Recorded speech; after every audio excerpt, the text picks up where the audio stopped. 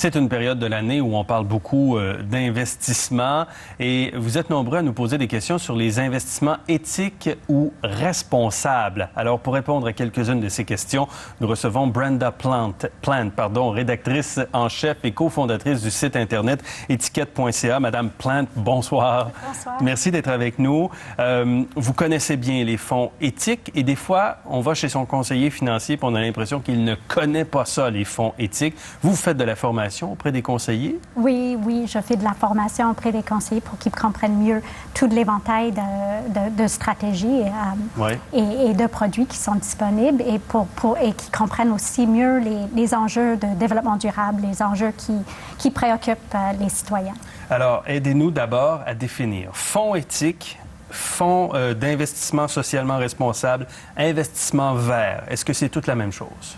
C'est à peu près la même chose. Ils veulent tous dire avec un angle pondéré ou non, mais que c'est l'intégration des considérations, des critères environnementaux, sociaux ou de gouvernance dans la sélection et la gestion de portefeuilles d'investissement. Est-ce qu'il y a beaucoup de ces types d'investissements et de ces types de fonds qui sont offerts en ce moment? Ça fait quand même quelques années, plusieurs années. On parle de ça depuis plusieurs années. Est-ce qu'il y en a beaucoup en ce moment? Je crois que beaucoup, c'est un gros mot. Il y en a de plus en plus, puis il y en a quasiment pour toutes les catégories d'actifs. Alors, oui, on est de mieux en mieux desservis dans ce monde-là. Oui. Alors, on va chez Desjardins, on va à la Royale, on va à la Scotia, on va chez Investor, je vais toutes les nommer.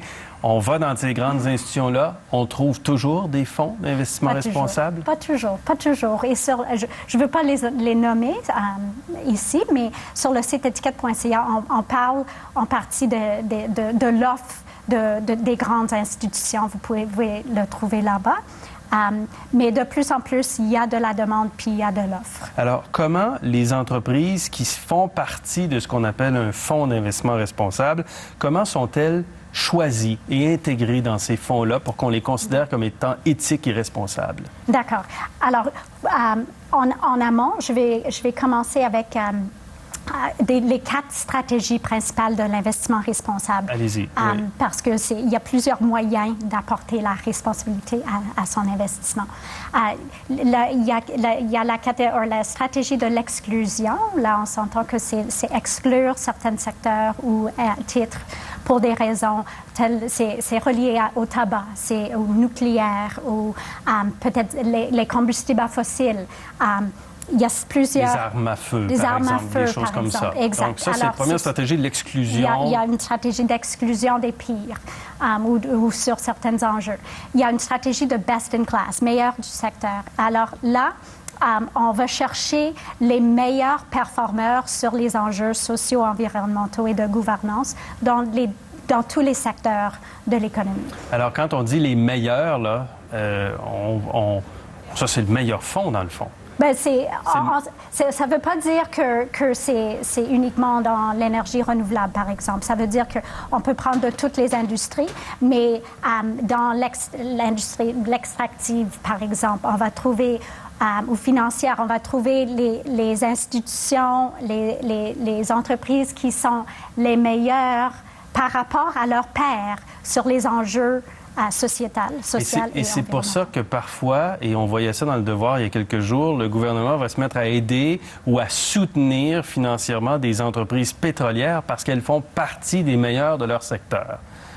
On peut retrouver ça. On peut retrouver des pétrolières, c'est sûr, qui sont plus à l'écoute, qui essayent de gérer la transition énergétique.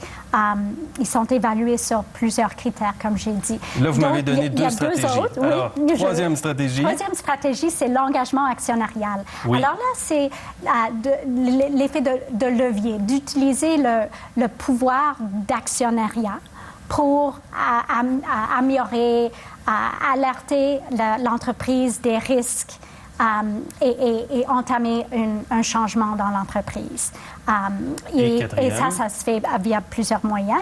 Puis, quatrième, c'est l'investissement à impact. Alors là, on parle vraiment d'un investissement où c'est il y a à la fois l'investisseur et l'entreprise qui reçoit l'argent ou le fonds qui reçoit l'argent, qui ont une intention d'avoir un impact positif et mesurable.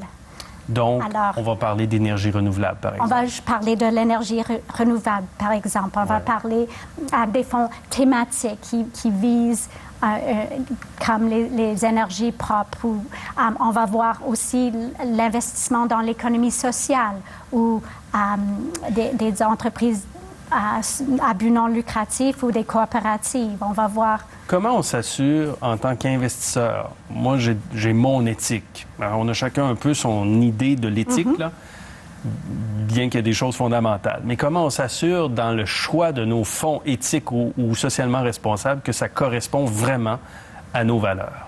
Il faut s'informer. Comment? Bonne question. Et là, c'est sûr qu'il y a certaines informations sur le site des institutions qui offrent le produit, mais souvent c'est très promotionnel. C'est justement pour ça qu'on avait créé la plateforme étiquette.ca pour être une plateforme, une source d'information indépendante et compréhensive qui peut comparer les stratégies de chacun des fonds et pour que vous puissiez voir et comparer contre les autres sur le marché et choisir celui qui vous convient le plus. C'est sûr que une stratégie va peut-être convenir plus à une personne qu'une autre, mais aussi il faut souligner que ça prend l'ensemble des stratégies pour apporter un changement. Ah oui, absolument. Vous avez raison. Madame Plante, merci beaucoup pour ces informations. Merci.